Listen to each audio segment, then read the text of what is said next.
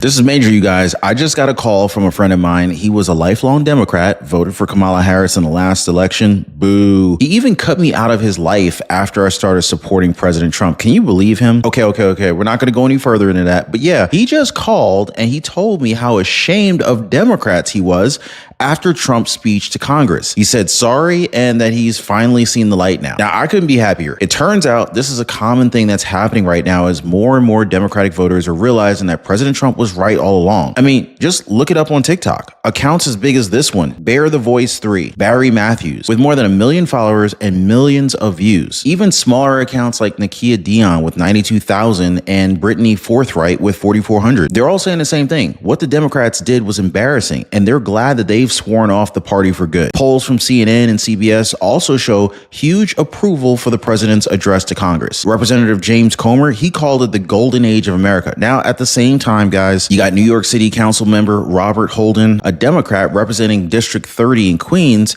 saying that he never thought that he would see his party embarrass itself so much. As former NBA player and human rights activist Inez Cantor Freedom said about the party, haters are going to hate. That's for damn sure.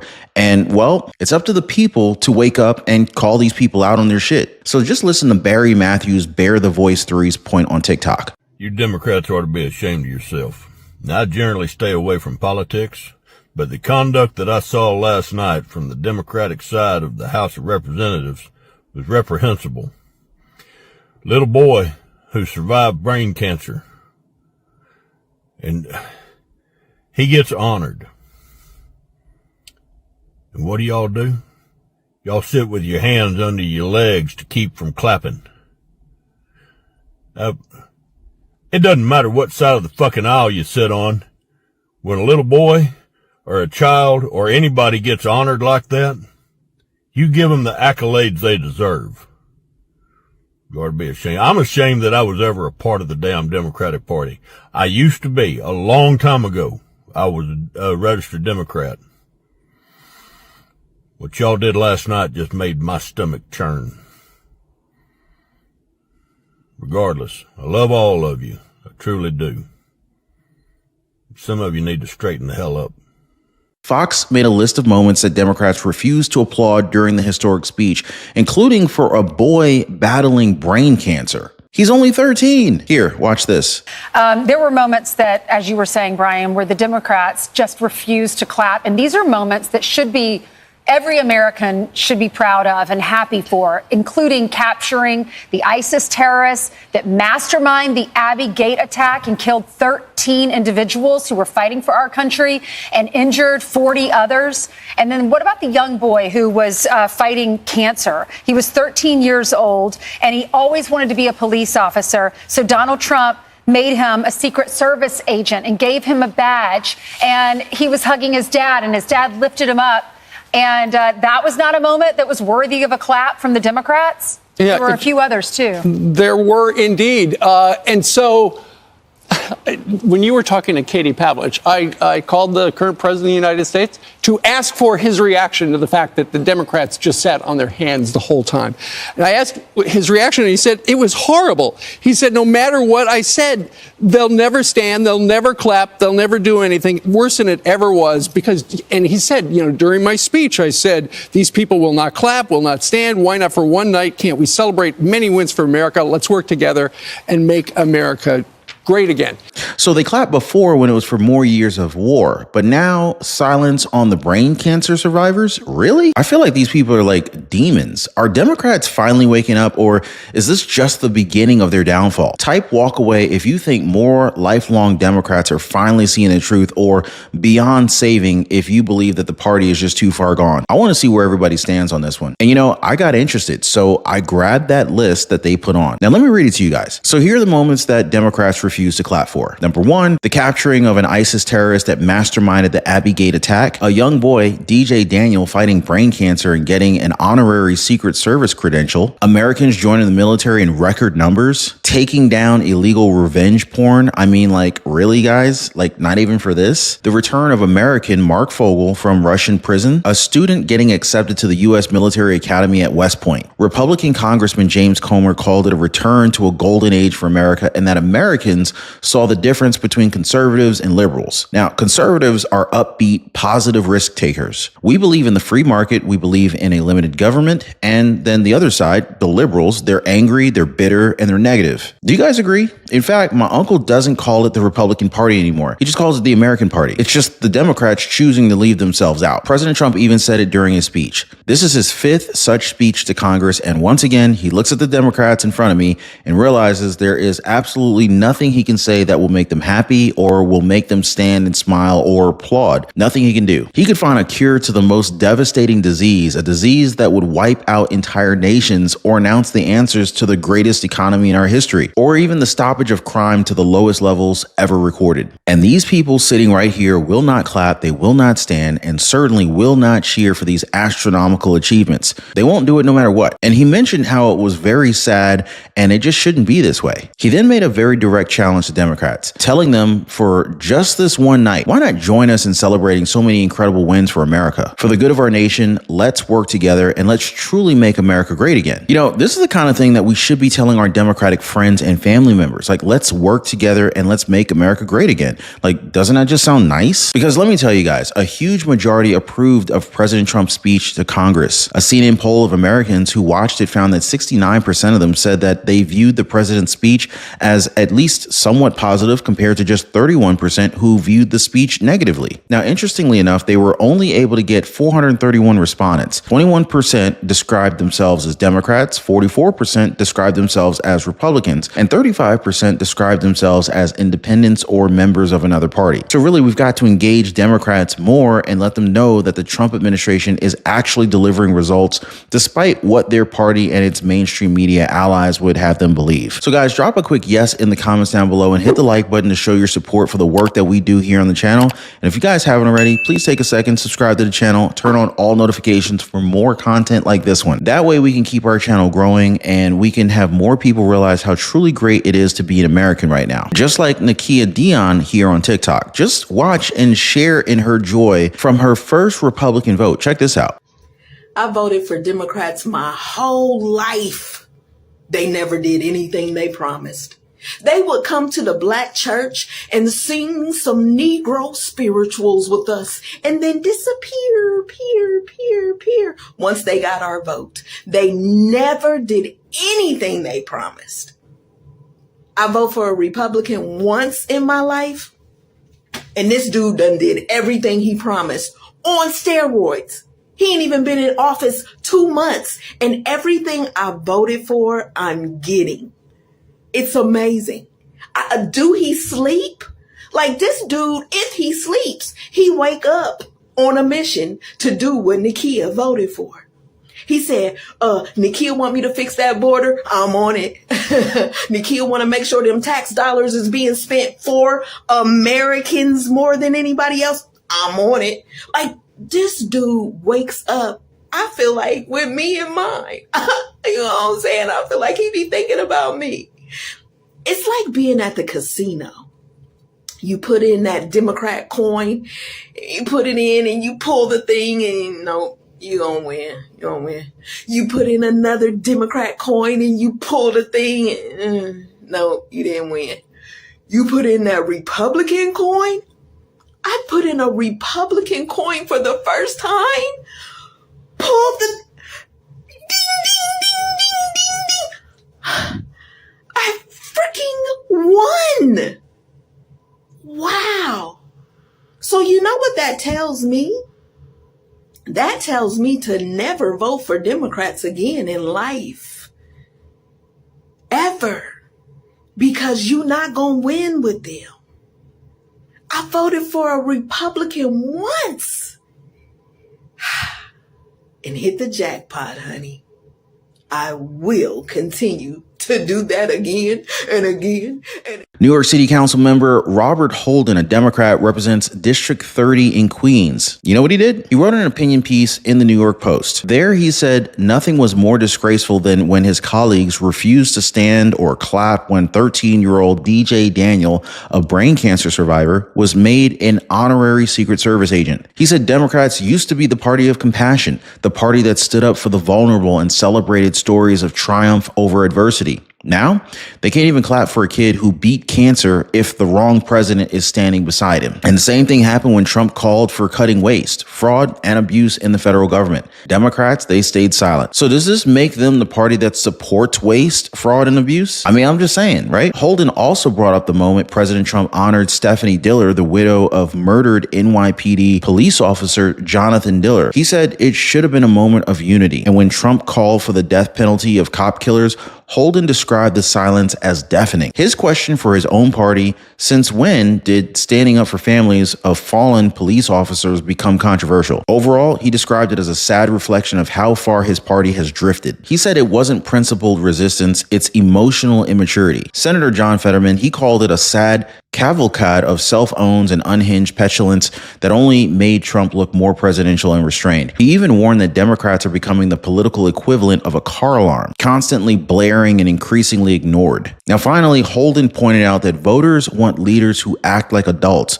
who clap for good ideas, no matter who proposes them, and who show bipartisan respect for families who've suffered unimaginable loss, and that Americans are exhausted by this nonsense. They want leaders who can solve problems, not politicians chasing retweets. They want representatives who stand up for common sense, not political theater. Now, Holden himself admitted that, until they get that back, they don't deserve to govern. So what do you guys think? It makes sense, right? Now, honestly, I think that the general consensus of people were that, they were disappointed in the Democrats after all of their so-called protests during President Trump's presidential address to Congress. I mean, TikTok is just flooded right now with clips saying so. Here's one from Brittany Forthright. Watch. I'm disappointed in the Democrats. I try to hope for the best on both sides, but tonight the Democrats acted like sore losers to me, and let me explain. So tonight wasn't only about policy, it was about optics, it was about strategy, it was about leadership, it was about uniting the people, and the Democrats failed on all three.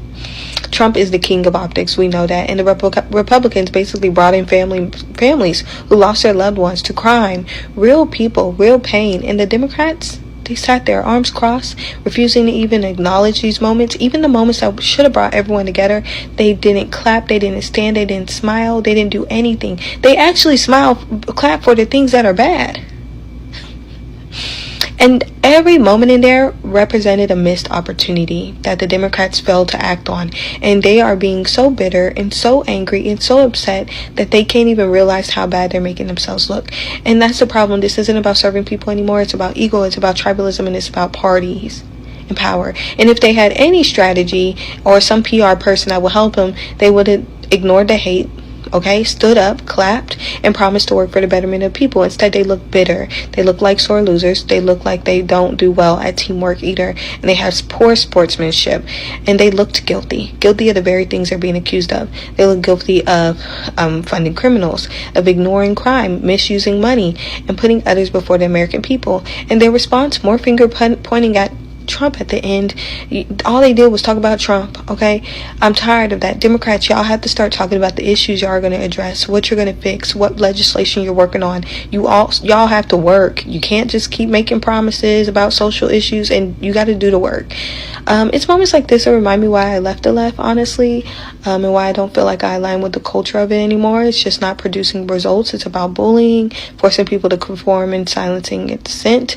And I prefer to be an independent. Now, the worst part of this is that Democrats, they didn't stop there. Even after a majority of Americans approved of the speech, House Minority Leader Hakeem Jeffries, he described the speech as the most divisive in American history after its conclusion. The way Jeffries sees it, the president did not try to unite the country, nor did he address the serious economic challenges facing everyday Americans. For him, President Trump promoted the reckless Republican budget that sets up the largest cut to Medicaid in the country's history. And so he said Democrats will continue to fight hard to make life better for the people, and together we will get through this turbulent moment. But see, guys, I watched the speech myself. It was record-breaking. It was an hour and 39 minutes addressing a wide range of topics, anywhere from his administration's fight against illegal immigrant crisis to more touching moments where the president honored special guests in the chamber. Instead of seeing that, Hakeem Jeffries and probably his Democratic colleagues chose to keep their minds closed. In a post-speech interview, the House Minority Leader accused Trump and his administration of repeatedly lying and making things about him and never about the American people. He said that this is why the economy is crashing and that things haven't gotten any better. They're getting worse. Now, of course, he didn't let the chance pass without calling President Trump a threat to democracy. He changed it up a little bit, though. He said the free world is falling apart because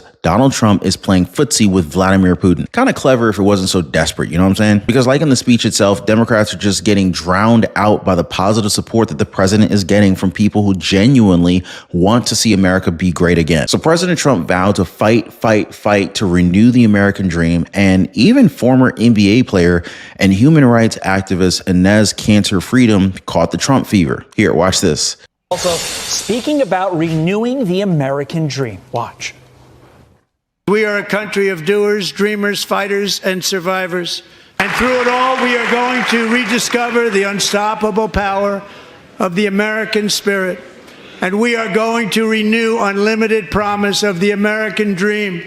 Every single day, we will stand up and we will fight for the country our citizens believe in and for the country our people deserve. A human rights activist and former NBA player, Enes Kanter Freedom, joins me now. Enes, as someone who has sacrificed so much for his American dream, your story is so well known, including not seeing your family in Turkey. Yeah. What did those words in last night's speech mean to you? Oh, first of all, thank you for having me. Sure. And second of all, what a massive update. That's what everybody was talking about in that room last night. You know, they were enjoying their time. They were hugging, they were laughing, they were smiling. So the vibe was amazing. And, you know, I compared this speech to last year's speech. Maybe it's my language, but last year I was there as well. And I didn't understand anything. Maybe it's my second language. Maybe I'm a foreigner. But what a massive update. And, you know, hearing your president talking about American dream, talking about freedom, talking about democracy, talking about America first. It gave me so much hope.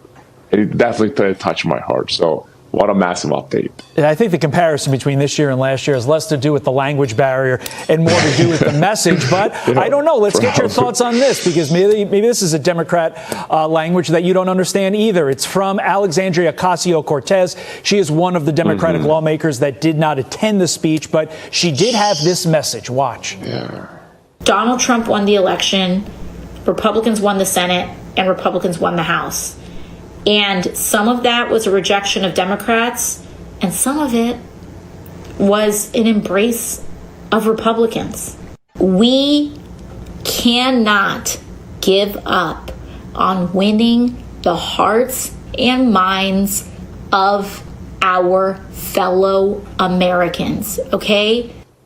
But can the current Democratic Party do that? Do what AOC just said there with its poor messaging and its refusal to adopt the common sense policies that the American people want and that they voted for on November 5th?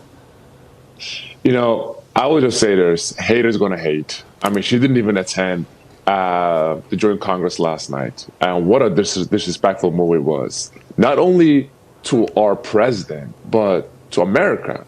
You know, people need to understand we only have one America, and we need to make this country better together. We need to unite more than anything now, you know, because we have the threats of China, Russia, or Iran, or many other dictatorships out there. So she sets a very bad example. I think, like I said again, I think the best way to explain it, just haters going to hate. Well, there you go, guys. I think we all saw that in the clips we watched of the speech. The vibes inside the U.S. Capitol were just incredible, both during and after the president's speech. Now, as for Democrats, well, as Cantor put it, haters are going to hate, right? Like, what are you going to do? Congressman Andy Ogles, he commented on Trump's address to Fox. He called it an absolute disgrace on the Democratic Party, said it was an example of their lack of leadership, their lack of vision. And quite frankly, a lot of the victims that were there in the crowd were there because of their failed policies. To President Trump, he said kudos to keeping his cool. He said the president was calm and it was an amazing speech. He enjoyed it, as did most of the country. Now, the polls bear it out too. Now, I mentioned the CNN one earlier, right? Now, apart from CNN, the CBS poll taken after Trump's address showed 76% approved of Trump's speech. In fact, They actually found that most viewers tuning in said that it made them feel hopeful, proud, presidential, inspiring, and unifying. A big majority also called it entertaining. But hey, let me know what you guys think. Do you agree with what they said about Trump's speech, about Democrats? Drop a quick comment down below, guys. And if you want more content like this, just check out my recommended videos that are about to pop up in a second here. Definitely some great watches there too. As always, appreciate y'all hitting the like button and subscribing. We'll see you next time.